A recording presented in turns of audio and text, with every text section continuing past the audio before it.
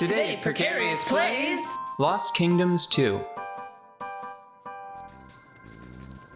Look, it's our old pal, Necromancer, Hey, bud! with all the rings.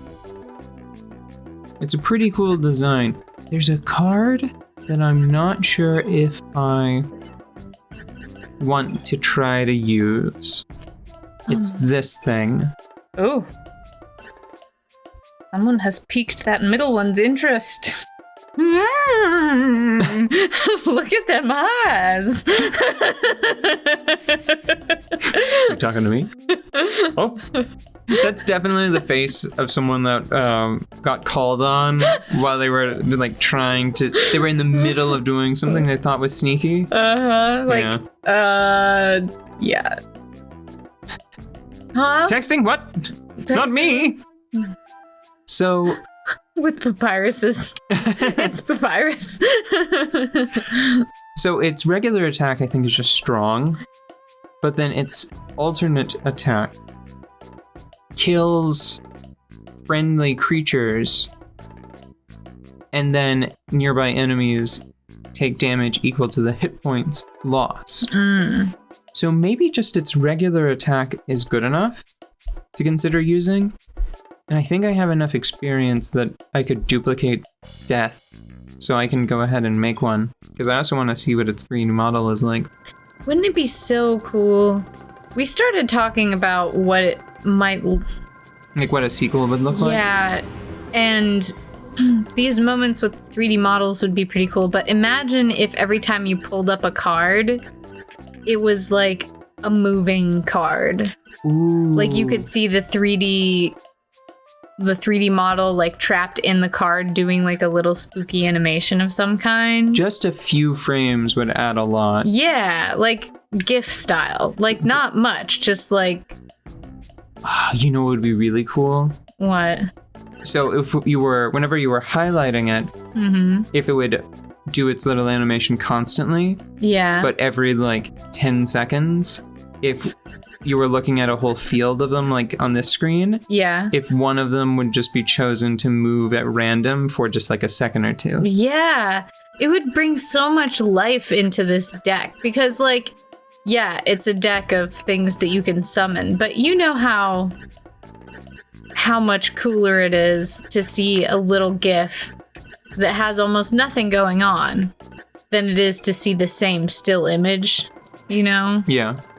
Oh, that would be so fancy. I think most of the improvements that I would make to this game, just because I haven't... Dog breeding! Sorry, it's just we've got 6 now. I think most of the improvements that I would make to this game would be graphics based. Just because I'm not playing, you know? Like, of course, I think everything coming up to the Dark Souls level of polish would be nice. And I would not change anything about the art style because it's pretty cool.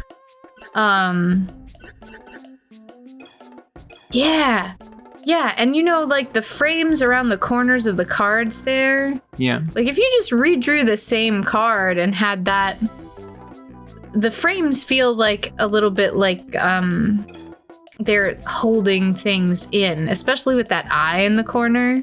It feels like wards almost, you know? Yeah, and they all have an element like that, it seems. Yeah. So it would just be really cool to just get a higher level of polish on everything. I mean, not really change much at all, because this game, as opposed to the last one, has a lot more like visual style. I don't know. I mean, I don't know, because a lot of the monster models are, if not directly recycled, they are based on the ones from the first game. Like a lot of them. Yeah, I guess. I just feel like it was probably just the level of technology they were working with. This was probably the vision all along, you know? Mm-hmm. But yeah, having, like, imagine if that guy was just inhaling and exhaling on that card. Just breathe in, breathe out. Little glowy eyes, you know? Or his hand was moving a little bit. Mm-hmm. Ooh, it would be so spooky! And then here, if it was a little tiny gout of green gas. Mm-hmm. And then whenever... This thing is just shifting back and forth. Yeah, that would be really cool. I hadn't even thought of that. Yeah, well, and what if when they were on the field, like they weren't in their card anymore, or they were at a very far distance in their card, right? I feel like I get what you're saying, but I worry that would impact gameplay over much. Like, it would be hard to tell which card you had on the field, like which card was being used up. Although, you know what might combine well with that idea? I've had some more mechanically focused ideas as the person who is playing. Yeah. So, I've been thinking about how this game relates to it is similar in spirit, if not execution. Mega Man Battle Network is a game that has an action component and then a sort of collectible card component. Theming aside, because I mean, I know they're chips, but they're cards. Yeah, they're doodads. Yeah. Finally, somebody who isn't wearing a mask. Okay, I'd come to rely on those little red fairies for slightly more help than that.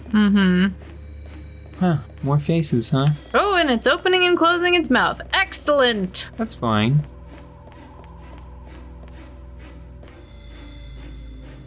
Do you fight them? Hi. Hi.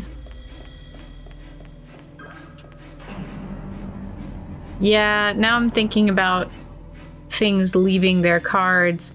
But to cast them on the field... No, that's just silly. Well, hold on. Here's the pitch, right? Yeah. So I think one of the things that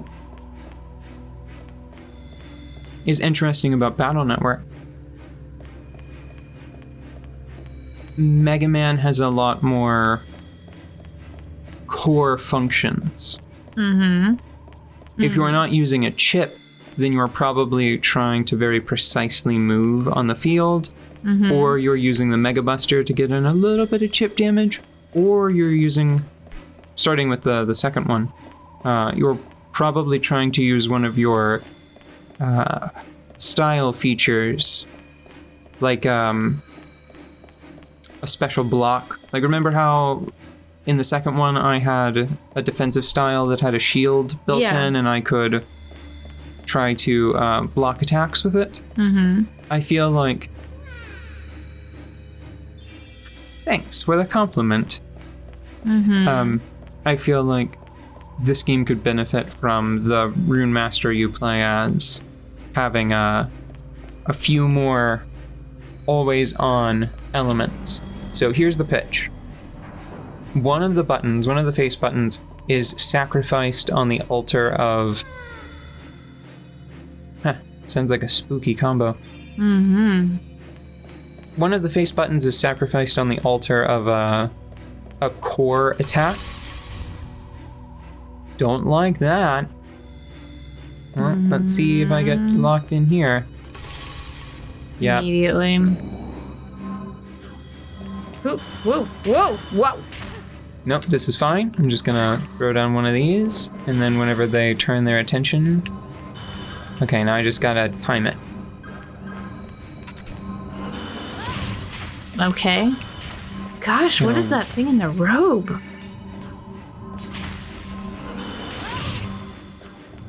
It's from the first game. I think it's called a Puppet Master. Ooh. But I think it itself, it's like a collection of dolls, if I remember correctly. Well, I'm glad. Ugh. Gosh, that pillar's helpful. It is. I'm sad because it's about to run out. But I think I managed to slay both of the Devati. Mm-hmm. So it's fine.